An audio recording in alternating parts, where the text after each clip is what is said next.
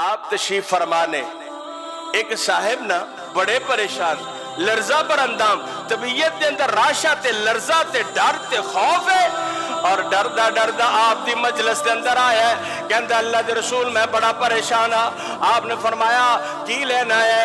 कहता अल्लाह के रसूल जी मैं थोड़े हाथ ते हाथ रख के बैत करना चाहना वा।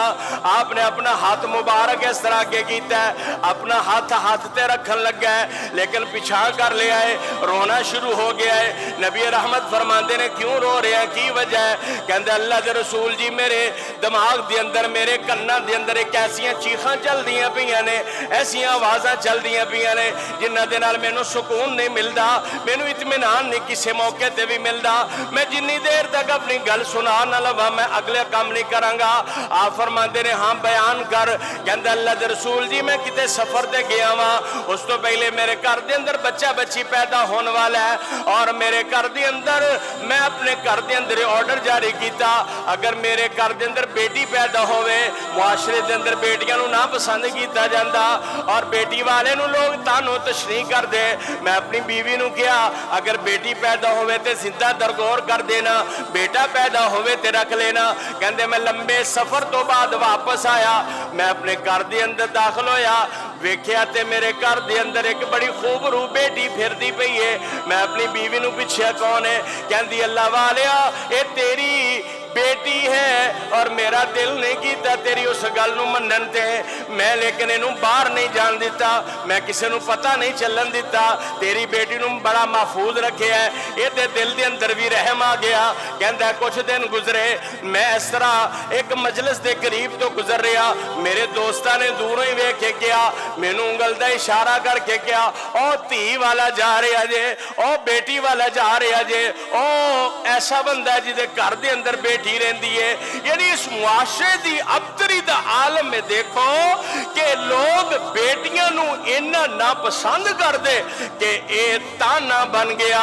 कहता मेरे दिल के अंदर बड़ी तकलीफ हुई, मैं वापस पलटिया, मैं मजलिस के अंदर नहीं गया, उन्होंने लोगों के करीब नहीं गया, वापस आया वहां अल्लाह अल्लाह नबी मुकर्रम तशरीफ फरमाने सहाबा की जमात बैठी है, ये अपना वाकया सुनांदा पिया है और नाल ना रोई जा रहा है। आमिना दिलार रहमत दियां अखां भी भिज गईयां, आप भी रोंदे पे ने, आपदे सहाबा भी रोंदे पे ने, ये वाकया सुनाई जा रहा है। कहता अल्लाह दे रसूल जी मैं घर आया वां, कई अपने मोढे ते रखिए, बेटी नूं मैं अपने नाल ले आवे, मैं अंधेरे दे अंदर बाहर बियाबान दा सफर कीता, जदों मैं देखा कोई नजर नहीं आउंदा, मैं इन अंधेरे दे अंदर टोया खटना शुरू कर दिता है, हत्ता कि जदों गहरा गड़ा खोद लिया वे मैं अपनी बेटी नूं इहदे अंदर रखिया, इहदे बराबर हो गया। मेरी बेटी कहती अब्बू जी, बेटी गुफ्तगू कर दी है, समझदार है, अब्बू जी मैनू लगता है तुसी मैनू मारना चाहते हो, अब्बू जी मैं तुहाडे घर भी नहीं आवांगी,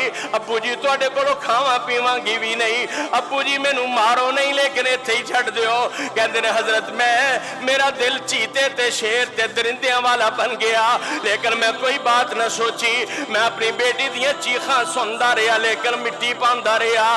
बिल आखिर मेरी बेटी ने आवाज दी कल क़यामत दा दिन होएगा, अब्बू तेरा गिरेबान होएगा, मेरा हाथ होएगा।